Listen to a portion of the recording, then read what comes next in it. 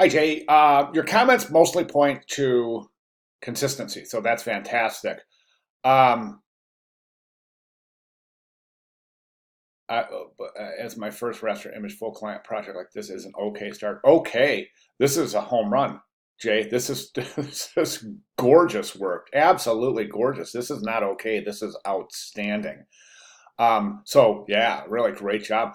All right, so good job writing describing your observations and experience with the project as it stands. Okay,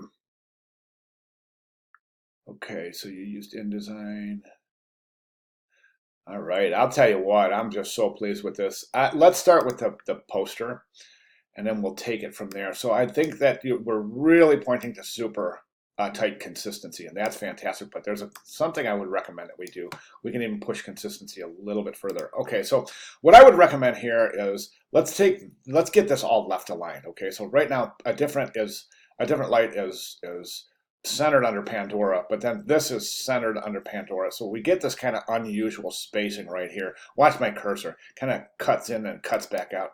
Let's get a clean left margin here just by aligning everything. Left align all of this. Okay, take a little bit of space since Pandora's a headline, a different light is a subhead. This is body copy. Let's take a little bit of space, separate this a little bit. You want to get this over, and that's good spacing right there, but let's get a little space between the body copy and the subhead just to draw a little bit of a differentiation there, a little break for the eyes before they start reading in. This is white, but these are kind of gray. I would transpose these, change the color of these to pure white like you have right down here, or change the color of this to gray. It might behoove you to use the gray because right now I think the white is advancing a little bit too much in the composition. Um, Passport. So there's the telephone number, there's passport, and then there's the logo. Okay, so that's looking pretty good. Try to keep these a little bit more consistent in size. And then maybe bring this a little closer. Just get a little connection here so we'll have only two elements down. Actually, you could even place all three. Passport, you could put the telephone number on this side, put the logo on this side, and then right align the whole thing. Instead of spanning that, just reduce the size and place it right down here. No, don't forget this is a 2x3 poster, so it's going to be plenty visible. All right, let's go to the billboard next. Now, the billboard is, wow, it's amazing. This is beautiful work. Beautiful work. The adjustments you've made in Photoshop are just incredible. I think this is gorgeous. Again, let's get that. Once you set this composition right here, headline, subhead combination, just use it, place it, copy it and place it, and then resize it. Just make sure you don't distort the original proportions. That way you'll get a high degree of consistency and spacing as well. So let's do that here. And then what I would do is take that typographic composition and again, place it over here. I'm talking about for the contact information. So I think we need some work on this area right here. Let's tighten this up a little, get this a little bit more harmonious and try to make it look like one set of contact information instead of three different elements. Once you get that down, you can use that here. Okay, billboard. So a different light.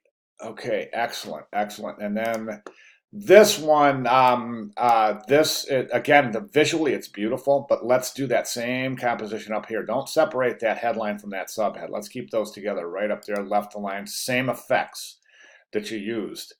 Okay, and then you can have passport, and then this one you'll have to assemble your logo a little differently because you don't have the real estate. But theoretically, you don't even really need to include the website. You can just include the phone number and the logo. And the name of the travel agency.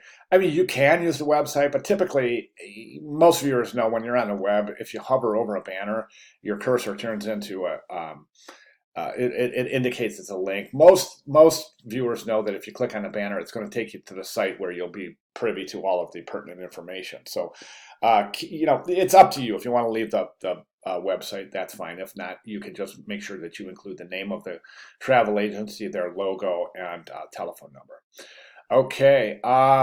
Yeah, really fantastic campaign, Jay.